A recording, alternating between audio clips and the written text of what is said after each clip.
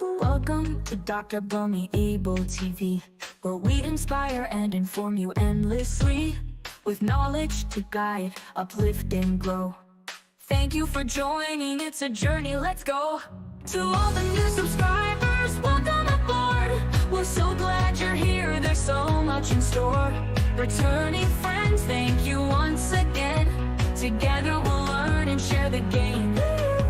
From wisdom to insight, each video's a gift, helping you rise, giving your spirit a lift. So hit that subscribe, stay tuned to see all the great things on Dr. Bunmi Abel TV. To all the new subscribers, welcome aboard. We're so glad you're here, there's so much in store. Returning friends, thank you once again. Together we'll learn and share the game. To all the new subscribers, welcome aboard. We're so glad you're here, there's so much in store. Returning friends, thank you once again. Together we'll learn and share the game. Dr.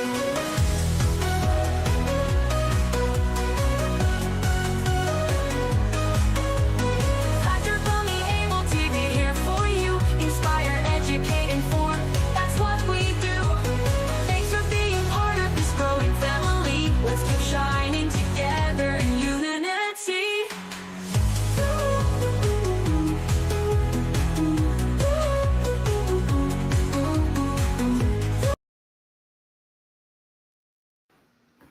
Hello, and hello again. Nice to see you here. Thank you very much for always joining us on this episode of Parenting Talk. I am waiting for my guest to appear so that we can start off with the discussion. But before then, I would like to ask you, what have we been learning, contributing, suggesting from topic 1, which was about digital parenting? Can you remember what we talked about? How we, as parents, need to put a check on our children on when it comes to digital parenting. Topic 2, okay, 2, building emotional intelligence. With as an adult, we need to build our own emotional intelligence before we can even help children build theirs. So being emotional intelligent is something you can only give if you have. We talked about parenting styles, different parenting styles and their impact on children, a family, even ourselves as parents. We also talked about in talk 4, let me bring that up. Talk 4, no, that's talk 4. We talked about raising financially literate kids. That's when we talked about the piggy banks and how to know the difference between wants and needs and all of that. In parenting talk 5, we talked about the mental health awareness in children, which was last week. And we know that there's so many ills that could have been avoided if only parents are able to pinpoint, see the flags when they occur. Now, today, we have gone from talking about mental health awareness in children and teens, and we are today talking about communication in a changing world. Communication in a changing world. And we have our guests already waiting for you, for us, for every one of us to dispatch what we have for today. Thank you very much for joining in. Thank you. Thank you very much. Thank you. Good evening. Thank you for inviting us. Happy New Month. Thank you. Yes. Thank you very much for joining in again. I was just showing what we've been doing from talk 1 all the way to talk 5 and now talk 6, which is on communication in a changing world. I think before we start, let's talk about what we say in a changing world, meaning that what it used to be is no longer what it is now. So can we talk about communication generally, how it was in days before now? I think people used to write letters. I remember. Was there communication Between parents or between your peers? I think communication in the world generally.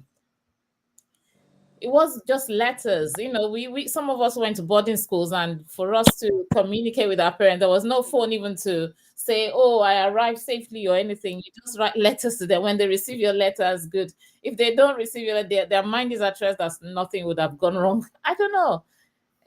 So what do we think? I think who is talking? Or am I? Yeah, I thought I was mute.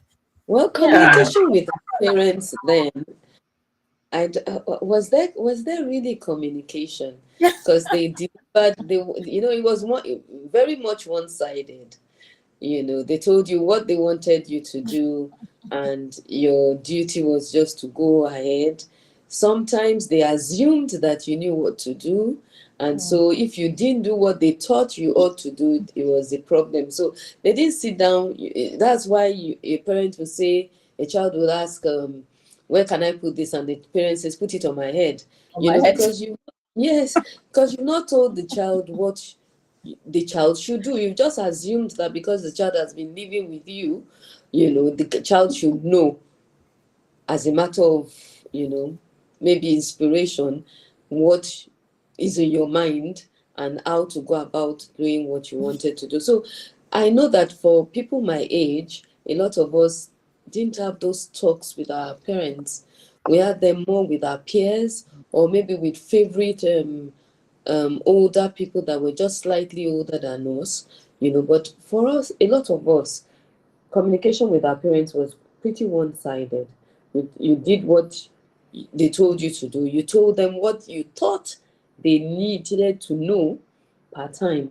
And there wasn't any sitting down mostly. And as we grew, yes, we began to maybe, have that communication with them and talk to them. But it was always not on a even level, so to speak. There was always that I'm older than you, and you must always, bow, so to speak.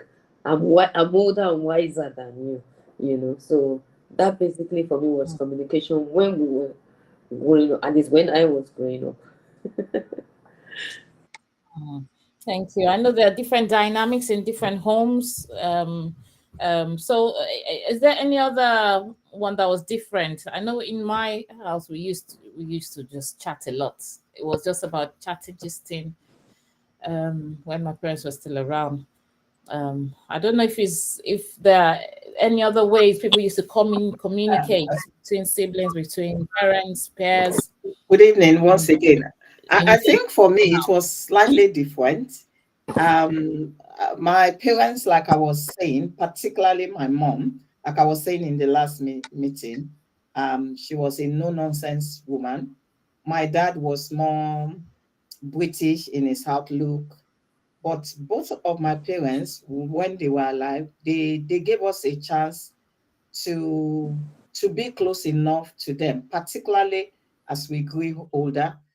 I remember I was telling my husband a couple of weeks ago that he should please help me to pick something from the refrigerator. And as he was going, I said to him, and that reminds me of my mom, because we were close enough to have her do stuff for us. And my dad, particularly as there were things that they didn't debate with us. They were the absolutes. But on a normal day, we still have, particularly with my dad was not the one that will give you instructions without explaining. His view was reward, punishment, reasons, and consequences. Everything is clearly laid before you, and it is now down to you to pick or whatsoever choice you decided. And for things that were really very important to us, particularly as we were moving away from home, they made sure that we had a clear understanding for the kind of instructions they were giving us. So that was the way it was for me going on. Yeah. Okay. Thank you. Thank you. Any addition? All right. I'm trying to Blessing Oladimeji, if you're here, please review yourself. I know you're on, but your video is not on, so we can't hear you if you're talking. All right, I'll go straight into the questions. Communication, we know, is the art of speaking and listening. I don't know if anybody has any definition. It's not just one way. It's not an obey before complain kind of obey before complain. That's what we used to have in a boarding school and military zones. Anyway, okay, let's go straight into the questions. I'm sure it will bring up more talks.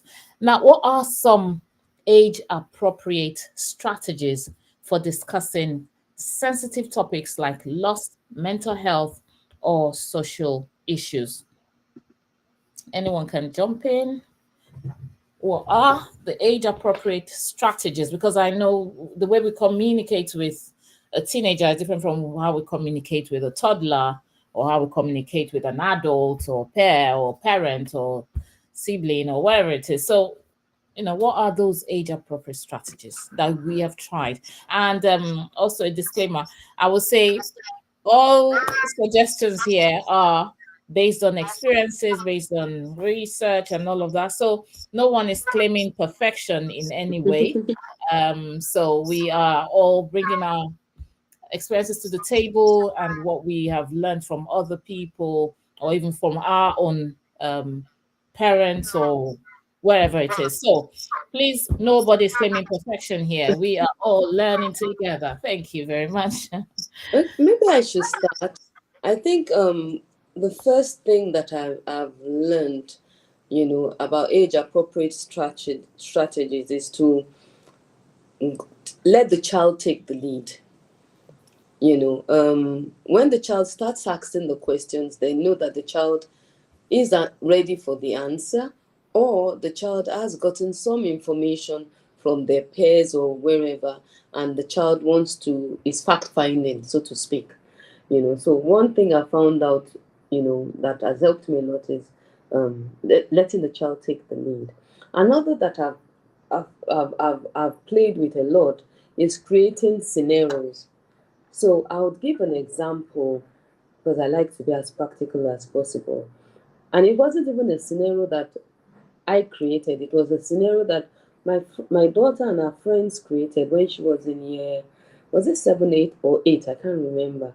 I went to pick her up from school because she was a day student then, and one of her friends asked me, "Oh, Miss Aishida, what would you do if Tenny said she was pregnant?" And I said, the first thought in my mind was, where's that coming from? These are 11, 12-year-olds, why? But I said, oh, you know what? Well, so they said, oh, are you going to beat her? Are you going to do this? Are you going to do that? I said, no.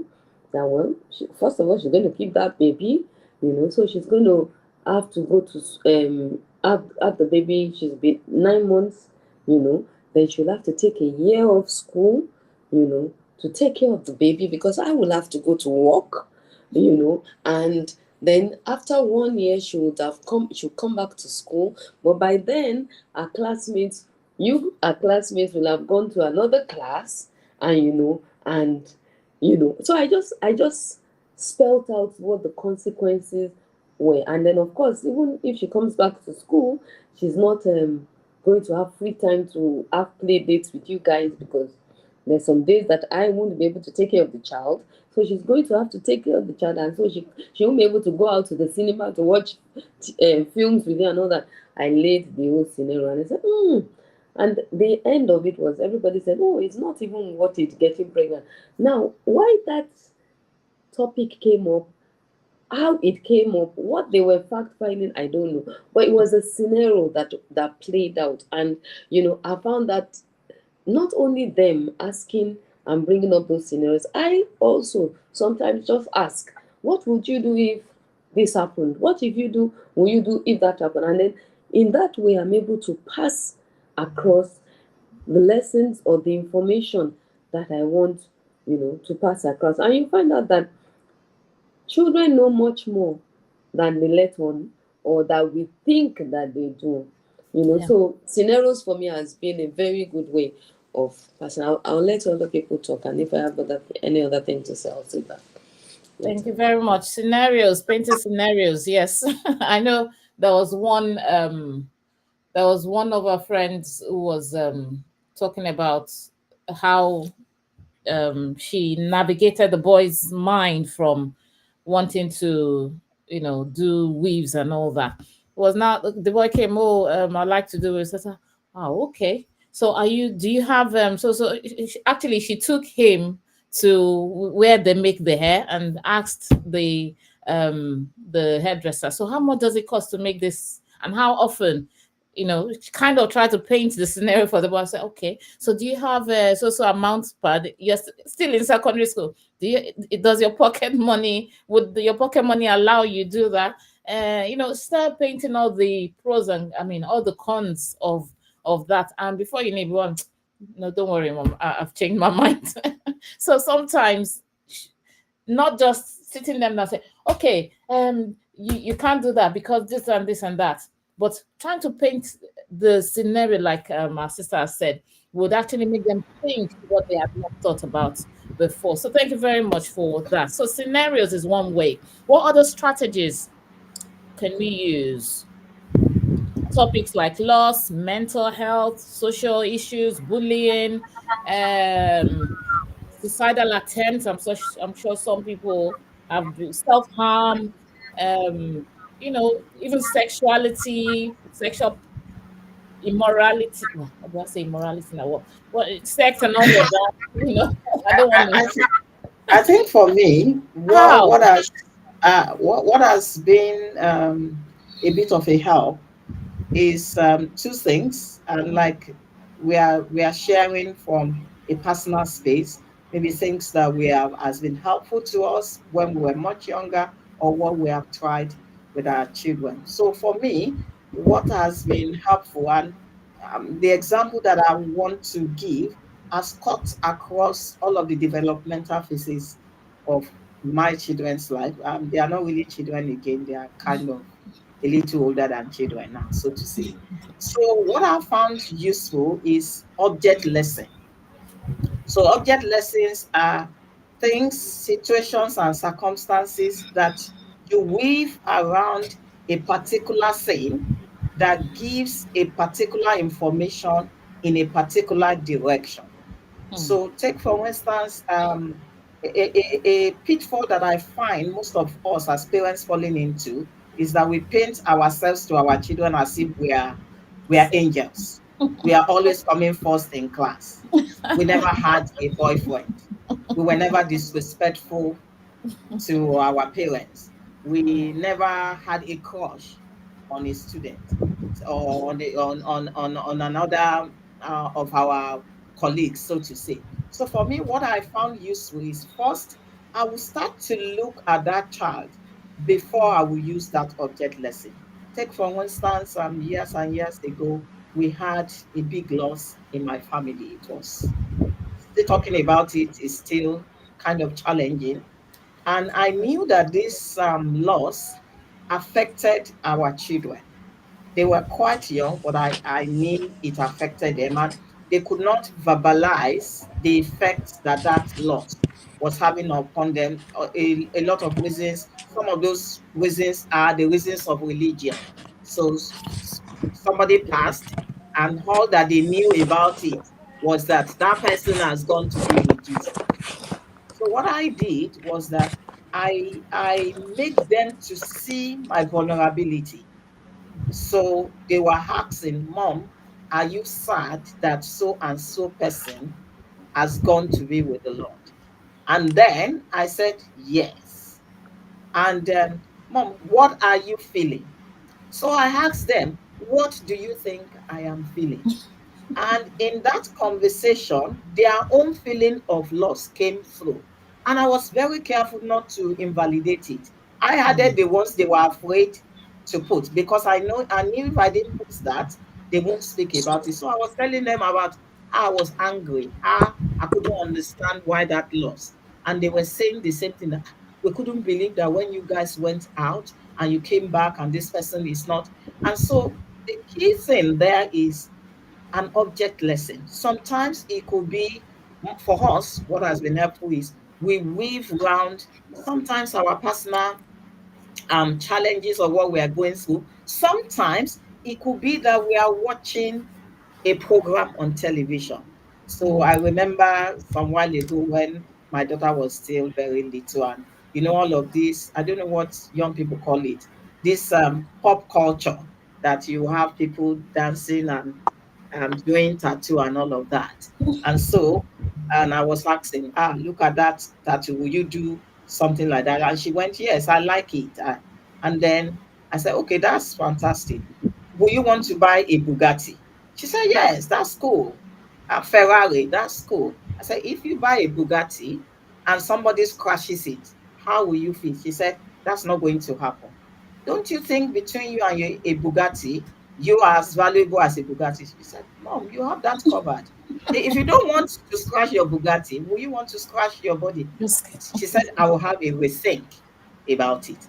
That now I could have, the first thing that came to me from an African Christian point of view, what would they say if my daughter, but I know that it's not going to work. So I made her to see why she should rethink. And I never said to her that if you do this, I just made her to see that from the object of a Bugatti, you are as valuable as a Bugatti. You will not want to scratch a Ferrari. You need to think twice about scratching your body. So that has been of some help to wow. us. Thank you. Thank you. Thank you. It has. Thank you. Is there any addition, or we go into the next question? Because I know that from these other questions, we'll be able to put in other ideas. All right, I'll go straight into it. So it says, what are the biggest communication barriers between parents and children today, and how can they be overcome? So talking about the Gen Z generation versus the Gen, what was that, Sef? Is it millennia? No, alpha, beta, what? The ones before. So, what are the biggest communication barriers between parents and children today, and how can they be overcome? You're welcome. Let's see, Noladimeji. Thank you very much for joining us today. Yeah. Good evening. Thank you for having me. Thank you, everyone. I've Thank been learning since. thank you very much. Thank you so much. Okay, so let me just add um to answer this. And the last question, I just remembered something when the last person was sharing, and everyone has shared beautiful things. I remember a case social issue. We're watching a movie one day, a family movie. I think Family Reunion is the name. And we just enjoyed the movie. And they got to a particular scene that is there showing, they showed that the uncle came and he said he was now a gay. He's gay, and the niece was very upset. She was so sad, or the nephew was very sad. And he started deleting his uncle's accounts from his social media handle. Like, he was that angry. So my son, who will be 14, said, Mom, why is he taking it so personal? That's his uncle's business. That's his life. I said, okay, let me show you something. I said, if you have your uncle, that right? That's my brother. I said, if your uncle comes home now and says he's going to get married to a man, how will you feel? He said, I'll be so upset. Why would he do that? I said, that's how he feels. So what I realized is they don't know. They think it's far away. But when we bring it closer to children, they can think in a different way. So there's a way they watch the television. Even we, if we're Christians, I don't know if we're all Christians here, you read the Bible. Sometimes it feels like it's far, it's a story. But when we bring it closer, I was sharing with some people today, and I single parents, and I told them that, do they know we don't remember that Joseph had to, raise Jesus, and it wasn't his direct son, but we don't think like that because he seems is far. So when we bring things close to our children, it gets into their consciousness, and they're like, okay, there's something wrong here. So I wanted to just add that. Okay, so what are the biggest communication barrier between parents and children today? I would say it's the generational gap. There's something I call the battle of the generation. It's a battle because our generation, even right now, looking at this call, I'm sure we have different generations right now. So the fact that I would think a certain way in the past, and now I'm like, what is this? So that's one. Parents have to really overcome it to know that the world has changed. So if we continue to tell our children of the world they did not meet, you tell them how television will be on 4 p.m. when we're young, you tell them how the television will go 10 p.m., they cannot relate. They can't understand because all they see is a world that has screens. The television doesn't go off. Laptops come on when I want it to come on. We have mobile phones, their devices. So we have to first tell ourselves that that world has gone. So if we keep telling them, during our time, they cannot relate, they cannot understand. So what do we do now? We dive into their world that they can relate, and we start talking to them based on what they can see in their world. And we also start asking them questions. It's okay for us to say, I don't know. You know, our children can ask us questions about certain things. It's okay to say, you know what, come back, I don't know. Or sometimes you just push the children and tell them, go and research on that and come back, let us discuss it. You know, so they're just different ways, but you first see it that we can actually have a communication. Another thing that I know hinders parents is sometimes parents see the things they don't like in themselves, they see it in that child. And the moment that thing you know you are still struggling with, you are seeing it reflecting in one child. Sometimes you are stuck.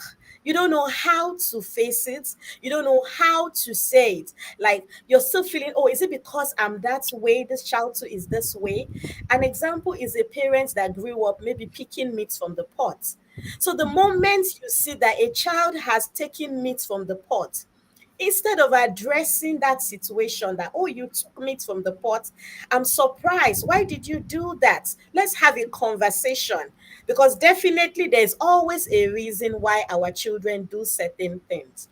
But that parent is stuck thinking, maybe because I stole meat from the pot, is this time for karma? Is this time, so before you know what is going on, we're already thinking of horrible things that your child is like, Mom, it's not that deep. So let me just leave us to talk. Thank you. Thank you very much. That phrase is not that deep. That's that's the usual one.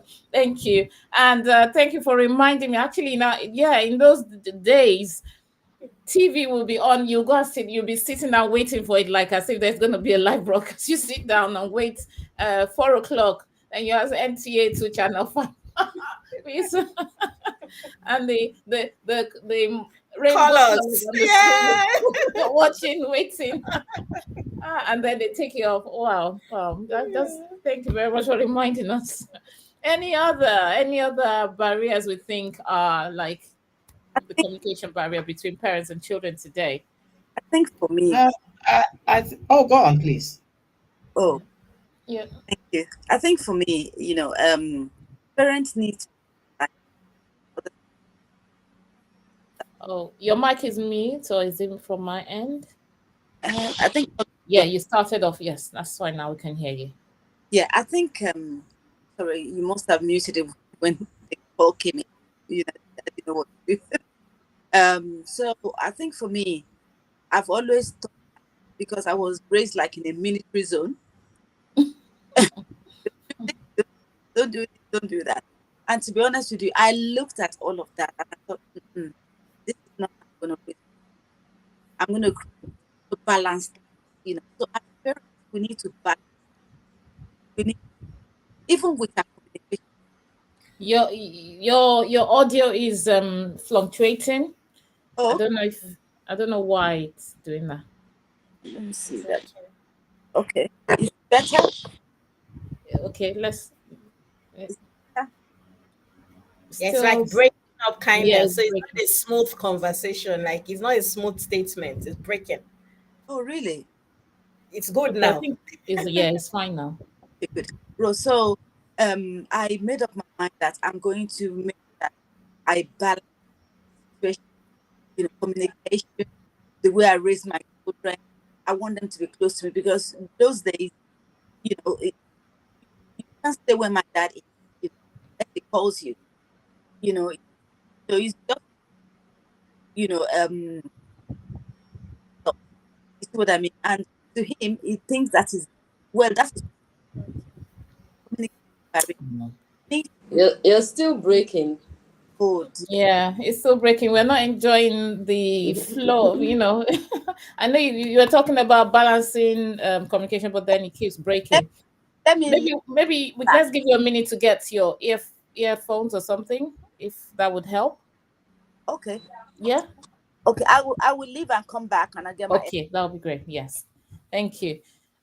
Thank you very much. Yes, some people were raised in a military zone, you know, like, oh, all those, hey, that is around. Maybe the car, you hear the car from the gate, and hey, everybody starts, what is that? And people start running around the house. And I know that was common in those days then, because we lived it. Well, it's not personal. All right, let's carry on. Are there any? I wanted to say we lived in block of flats. Well, initially, first stack, you know the way first stack is. Once you see the car coming from outside, you're quickly trying to tidy up the house and all of that before the parents come in. But anyway, and we could see that it was just the way it was in every house around us then. Well, I so I, wanted to say, okay. I yes, wanted go to ahead. say, Yeah. uh, okay, should I go on? Yes, please Yes, please. go ahead. Okay, I just wanted to say that another barrier is the barrier of information that creates Mm, fear. So sometimes, because our children, they are living in a world that we are not entirely familiar with, doing things that we are not entirely used to, the unknown is typically fearful to most of us as parents. I want to give you an example. There was a time our own son was just wearing everything black. So from top to bottom, black shirt, black trouser, black shoe, black everything. I think there was a point in time when he was in the uni, he had black bed sheet. And I remember that I was like, this black, black, black. The thing was, my husband was not too, but you know, we women sometimes we can just extrapolate things. I hope it is not called. I hope it is not devil. Maybe it is demon. Maybe, you know. But I had to, what is that thing that we say in the southwest of Nigeria? I had to borrow myself brain. I was asking myself, okay, what are the other things that surrounds the life of this young man? Has there been any change in attitude, any change in behavior? No, it's just a preference. And I did, I did go on the internet. I found out that at that point in time, and I dare say till now, it was a trend. So if mm, we don't know something, let us not jump into conclusion and use that as a cudgel on the head of our children, telling them that they are this. If we don't know, we could even ask them, is there a reason why young people they like black? Is this something that is trending? Or we could go on the internet or ask parents that have children that have gone through that age and say, oh, was there a time that so and so was doing this? And then we will find information, because the unknown sometimes is what makes us not to communicate effectively, and we start to say things that are not there. And mm. we just put them under unnecessary mental stress. Yeah, true. Thank you. Thank you very much. Um, yes, you wanted to say something, Miss Tara. Yeah, it should. Okay. I just wanted to say that I think that the biggest communication barrier between parents and children today is the assumption that parents do not understand their children or do not understand what they're faced with. I remember as a child that I always thought my parents didn't understand what was going on in my life. I've, to my surprise, been told by my kids at some particular points in time that I don't understand what they're going through. And and I hear us well, while the circumstances and the situations may be different because of the changing world that we're in, the issues are basically the same when we look at it. It's just a change of clothing. Oh no, internet dropped her off. Okay, let me see. I think she's come back now. Yeah, the internet threw you out. Can you hear me? Yes, we can We hear can you. hear you. Oh, okay. There's something wrong today. Yeah, I we can can't. hear you I now. don't know if anyone's hearing me. Okay, you can hear me fine. So there's always that,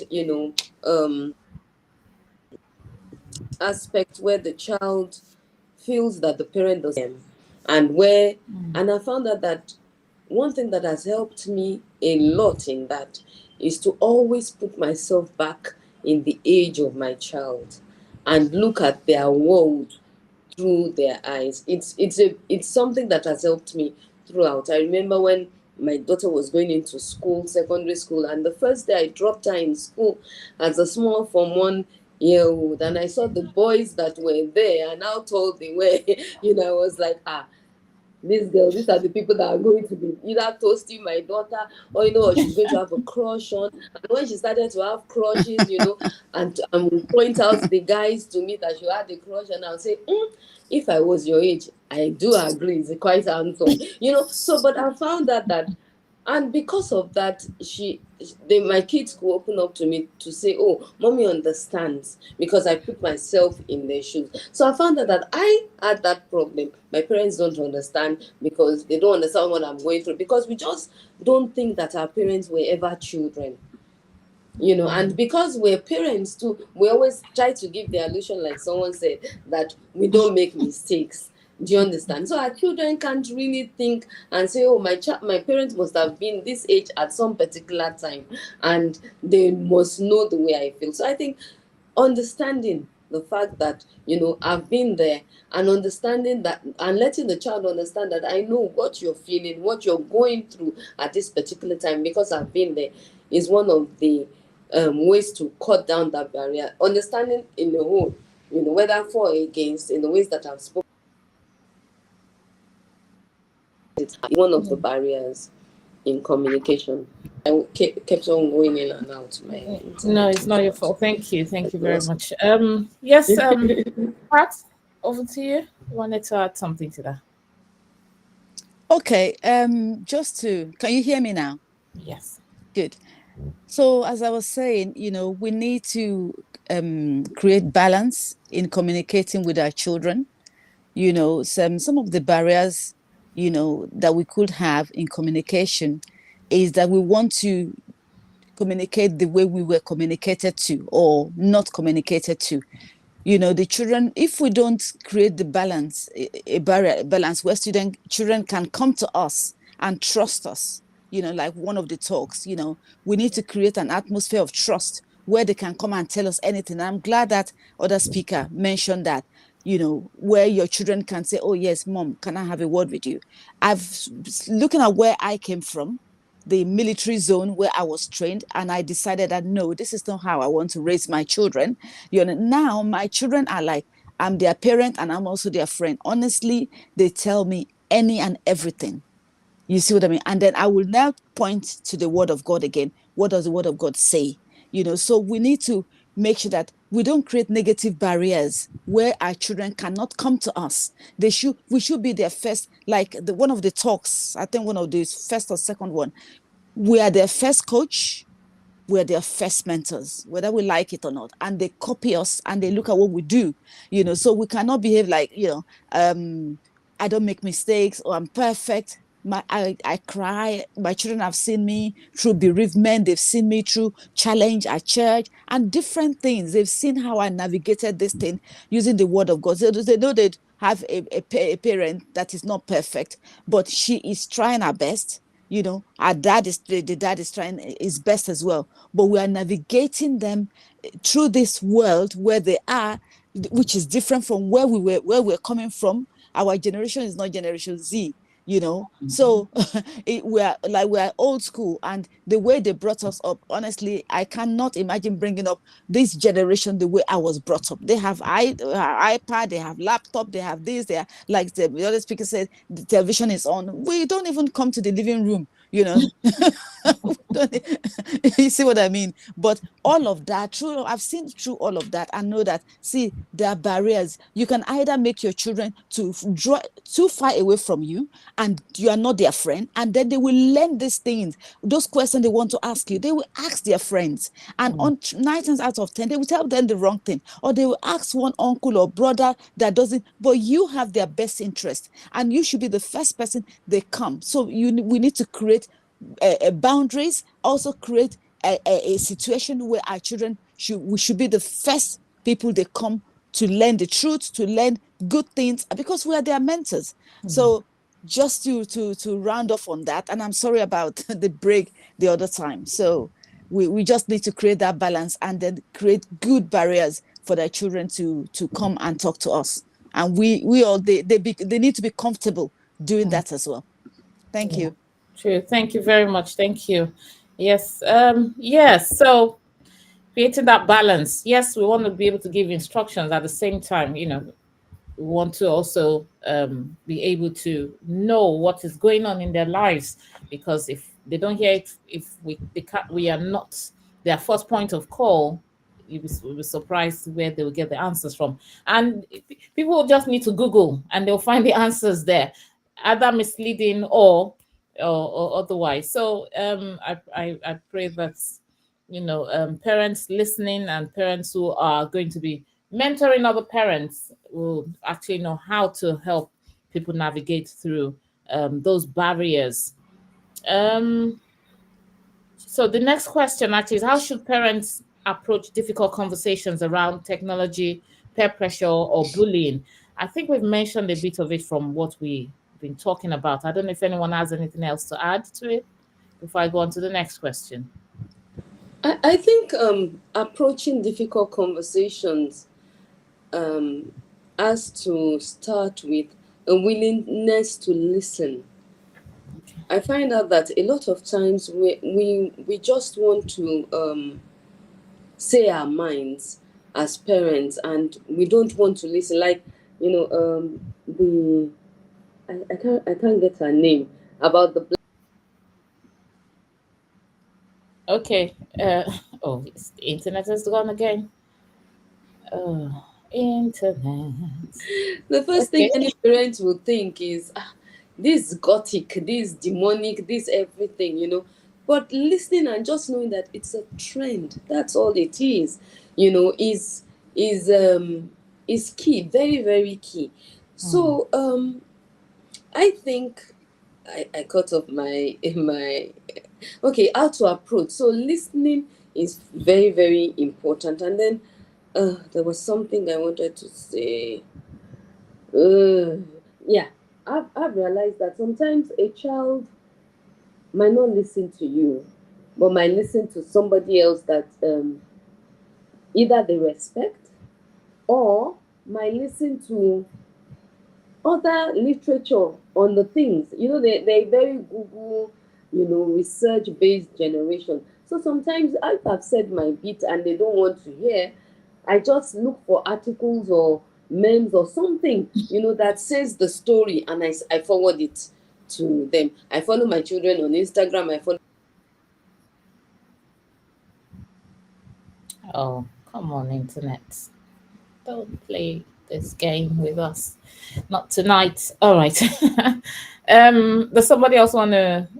I'm sure she'll come back. She'll come back. So let me add to what she was talking about, like how parents can approach difficult conversations. Now, let me talk about the peer pressure that they actually go through. I think for parents, we have to upgrade the ages of our children in our mind. Like, we cannot continuously think that child is that baby I gave birth to. So you move up from 5 years, you move to 10, you're conscious your child is 13, your child is 15. So sometimes parents are still stuck with the old age, such that when their child is expressing something, they are like that, they can be dismissive. So parents just dismiss the child. That, what do you know about peer pressure? You've not seen pressure. What do you even know about bullying? They are bullying you, you are still here. There's a way you dismiss a child. right? And it's because you're not conscious that the child is growing. So the way you speak to a child when a child is 5, you cannot speak to that child same way when the child is 10.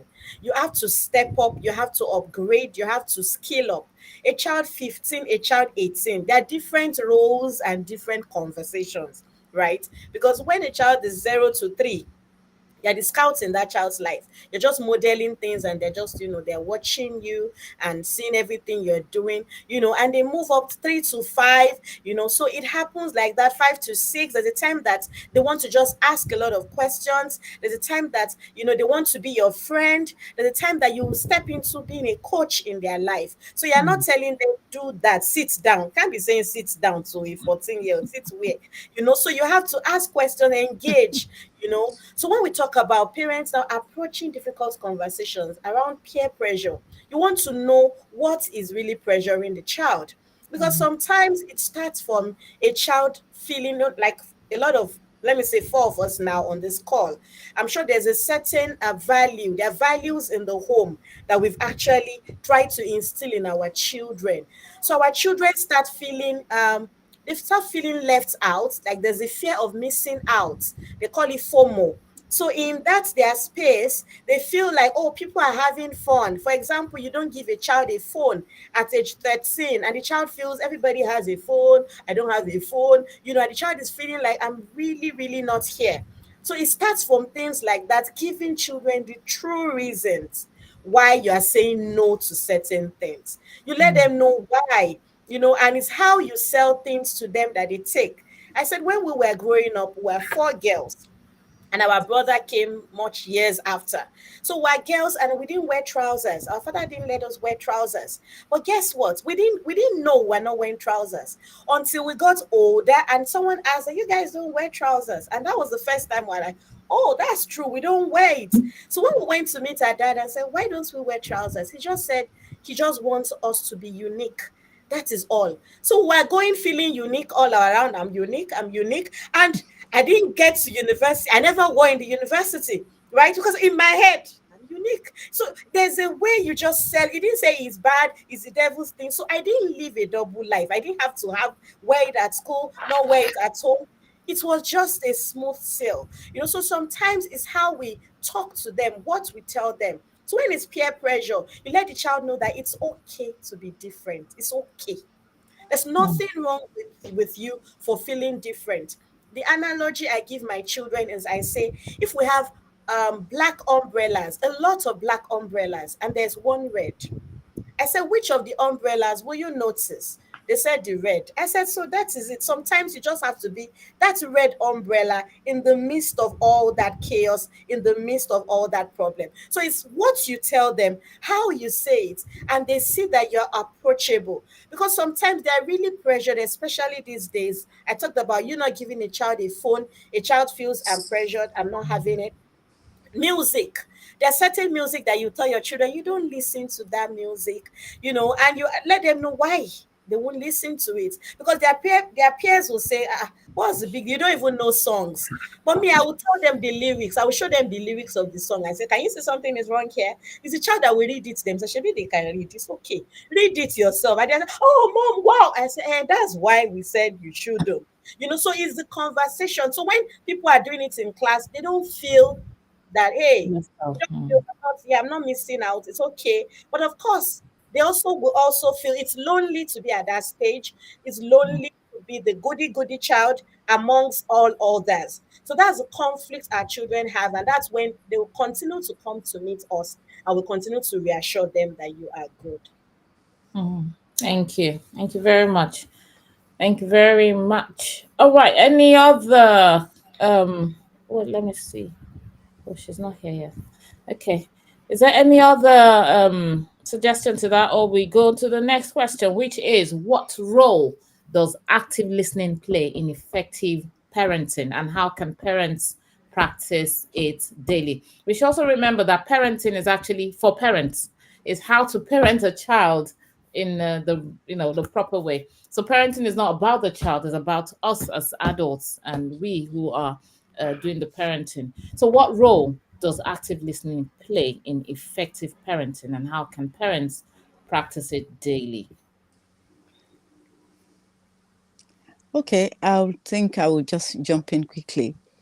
With active parenting, and we also as parents, I'm going to talk from a personal experience. I've like I told you my background. We're only seen and not heard. So but with my children, and as a parent, and also from the Word of God, that we should train a child in the way he should go, that when they grow up, they will not depart from it. What would you like as a parent to see yourself? Do you want to be listened to? Do you want to give instructions and they listen to you?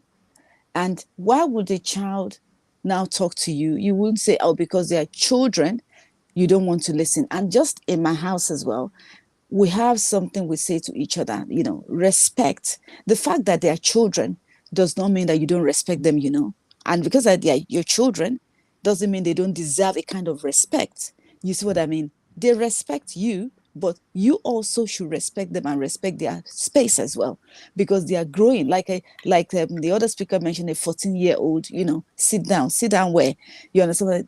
A 14-year-old when I was growing up is different. At 14, I didn't have a bank account. I have 14 here. They are nearly having their NI. By the time they are 15, they're even getting their first job. They have some money in their bank account. Those days, we never had those. So our children now, they have a lot of disposable income, and all sorts of other things that we never had, which is fine. But what we as parenting needs to do is to listen to our children. Sometimes you hear your child say, oh, Mom, you're not even listening. That's because you are doing something, you are thinking about this, but we need to take time to have that space with our children. And I think I've said it on this platform that sometimes I take my daughter, it's girls' day out today. Let's go to Nando's. And, they talk about things that they probably would not talk about in the house, a different environment. So I think active listening plays a very, very important role if you want to get something out of your children. Listen to them. They listen to you as well. It works both ways. Thank you. Thank you. Thank you very much. Active listening. Active listening means not just, okay, continue talking and carry on doing what I'm doing. I know sometimes I'm guilty of I that. just wanted to Consciously trying to. one sound. What's that sound. noise? What is it? There's a. What's that sound? Oh, okay. I think I know where it's coming from. Okay. Yes. I had to mute one of us. All right. So yes, I'm guilty of that, and I consciously try to leave everything and drop, and then.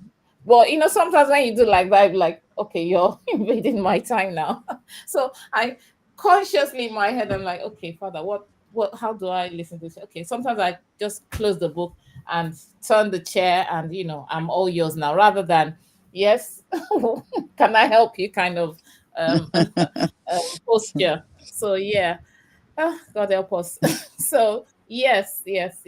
Active listening means listening actively, being proactive with that, intentional about listening to them, and even if it takes you, and what we do with ours is we try to create like game times. I think I mentioned it before.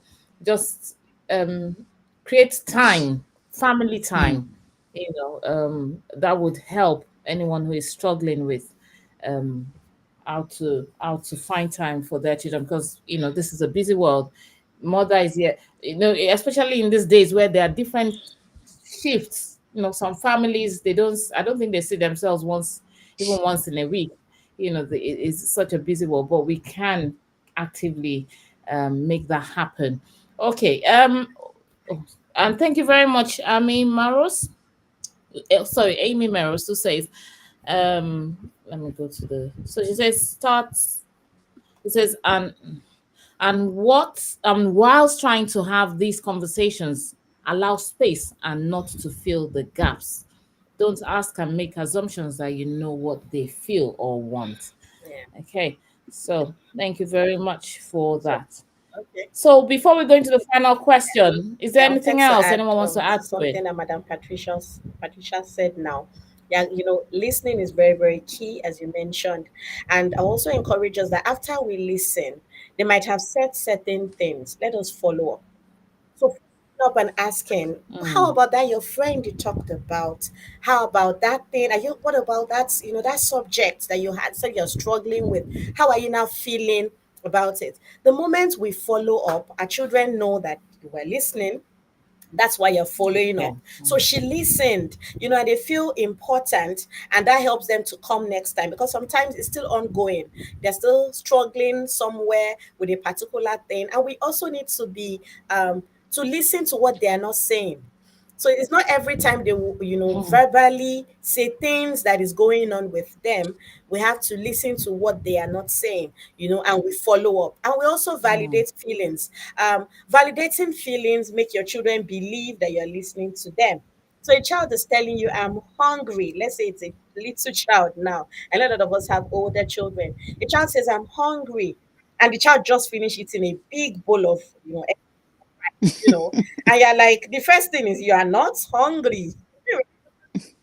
You want to eat the house, but you validate the feelings. If it's, after dinner, for example, I would tell, I have it, my last is 8 years old, and I tell him, I say, you are hungry after this big food. Yes, you are hungry. I agree. I believe you. But tomorrow morning you will continue the food.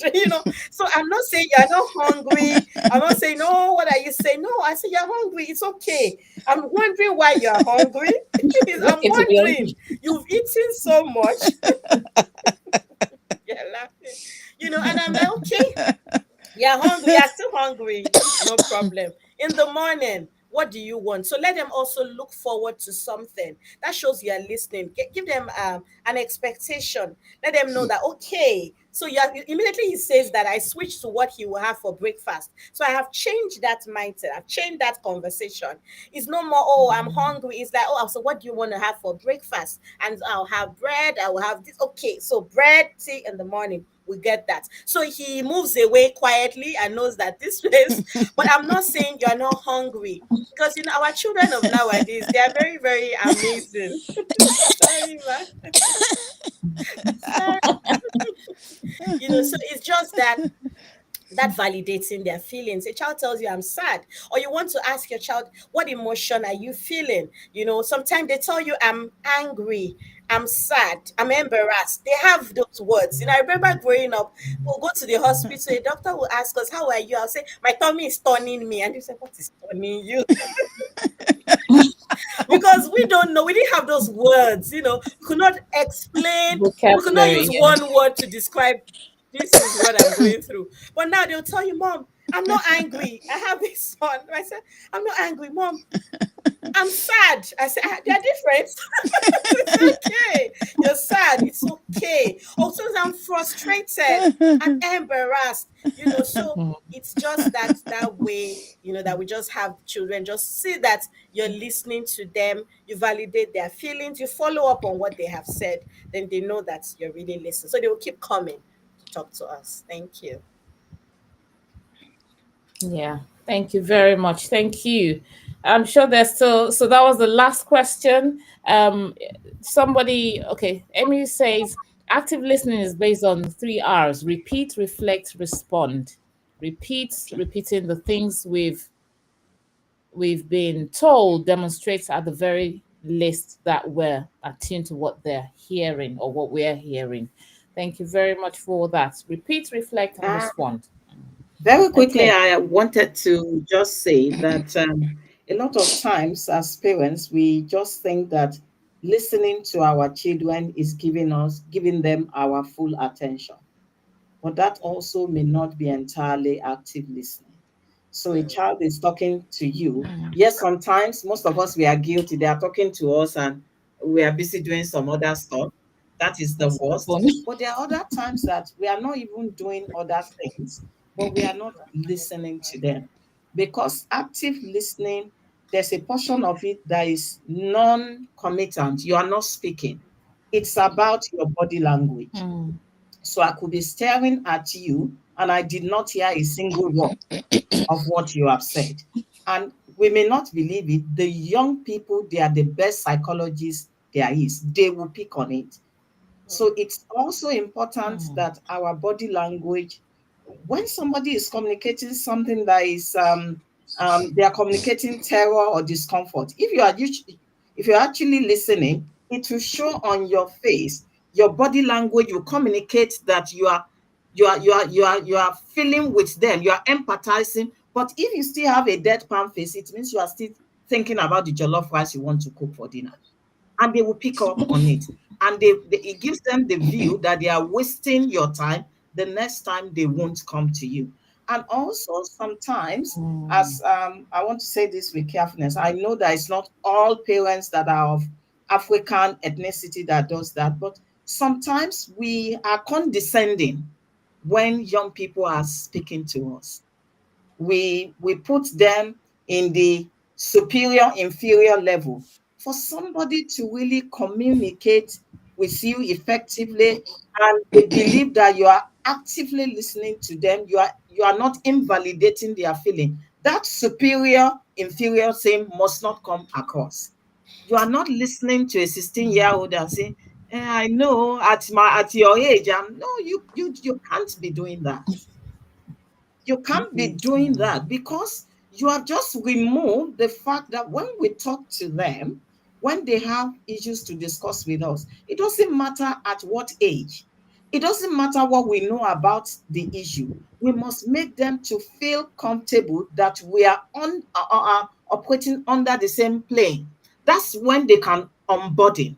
But if I come across that, you are just, the reason why you are saying that is because you are just 16, you don't know anything. Then I've become superior and they are inferior and they are not going to come. So active listening is also about not being condescending. It is about not invalidating. It is about you're not excusing away their pain. It is about not judging them, even when they have done something, how do we say it in my place of work? Less than acceptable. Thank you. We listen, we don't judge. We listen, we don't judge. Okay.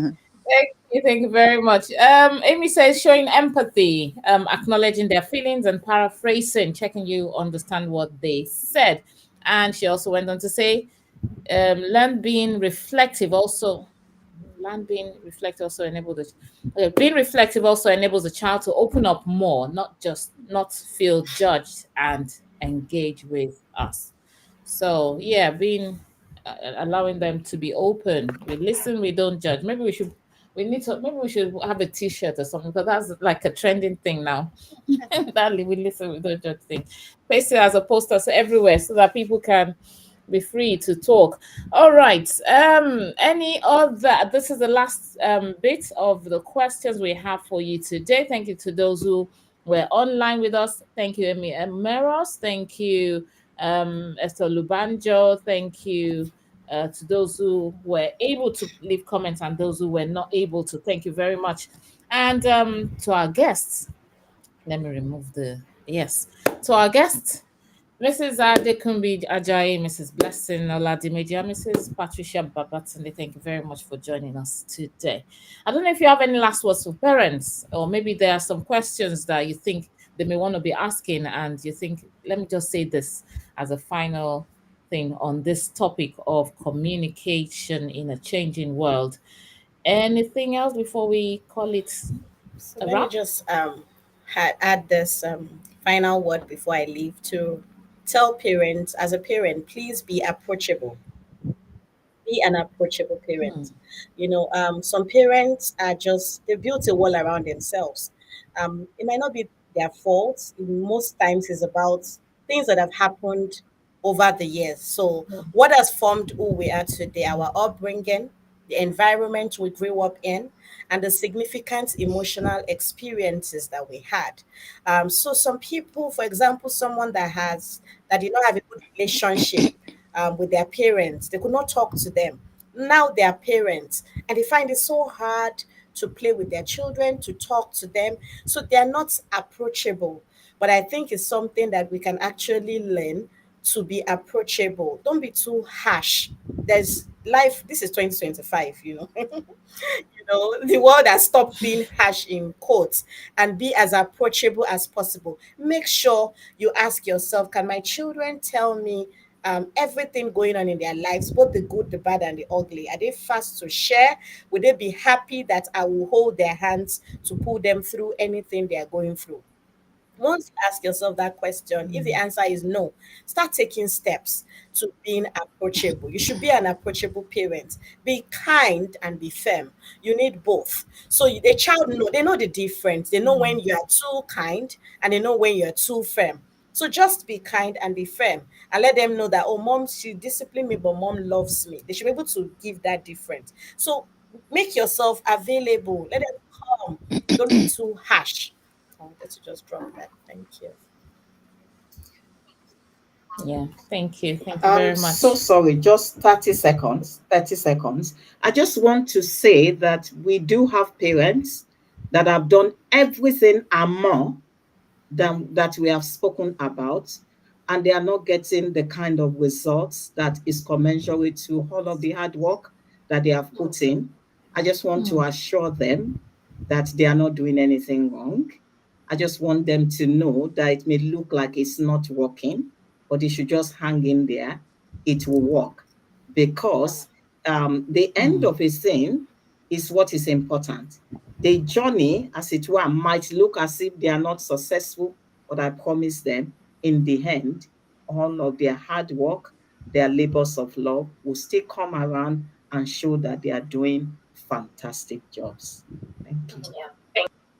Yeah, thank you. Thank you very much. I think that was very relevant at that point. Thank you. Seeds have been sown. They will grow at some point. You remember? Yeah. Seeds grow at different rates. So some will grow when after many years, the bamboo tree or whatever it is. And that, the analogy. Thank you very much for mentioning that. Any other before we say good night to everyone? I think finally, just as you mentioned, seeds will grow. It is absolutely true. So to be kind to them, to listen to them, and as a parent, don't think you're doing something wrong. And it is true, like the other speaker said. You will see at the end, maybe if many years down the line, they will say, my mom used to say it, and you see that child turn out. You think, so everything I've been saying, so they've been listening. They have actually been listening. It might look as if, oh, but I told you not to do this. But I told you, at that time, it looks like they are rebelling and all of that. But you keep praying, keep encouraging them, keep loving them. Every good thing as a parent you need to do, where you need to chastise them, where you need to speak, all those things, they are taking it in as seeds. And surely you'll be rewarded as a parent. Yeah. God bless. Thank you. Thank you very much. Thank you so much. Next week is going to be preparing kids for the future. And until then, we will know what next to talk about. I've got a guest who will be talking about substance abuse and something else like that, but that will be in April. So thank you very much, everyone, for joining us, for coming here, for finding time out of no time. I really appreciate all of your time. Thank you very much for being here. Thank you. Thank you for having us. Thank you for having us. Thank you very much. Well done. Thank you. I really appreciate it. We can't do this without you being here. It would just have been a monologue. Thank you very much. So good night, everyone, and we'll see you next week for the next topic on what did I say it was? Preparing kids for the future. So join us next week and let's see what we can bring out of that topic. I think there's a chat here, someone saying, oh, so true. Okay, just add into it. So true. They see through us and when we are genuine or not. Yes. Thank you very much and have a beautiful night. And this is what we say. We'll draw the curtain and say bye. Bye. Bye. Subscribe to liked. Welcome to Dr. Bunmi Abel TV, where we inspire and inform you endlessly, with knowledge to guide, uplift and grow. Thank you for joining, it's a journey, let's go. To all the new subscribers, welcome aboard. We're so glad you're here, there's so much in store. Returning friends, thank you once again. Together we'll learn and share the game. From wisdom to insight, each video's a gift. Helping you rise, giving your spirit a lift. So hit that subscribe, stay tuned to see all the great things on Dr. Bunmi Abel TV. To all the new subscribers, welcome aboard. We're so glad you're here, there's so much in store. Returning friends, thank you once again. Together we'll learn and share the game. To all the new subscribers, welcome aboard. We're so glad you're here, there's so much in store. Returning friends, thank you once again. Together we'll learn and share the game.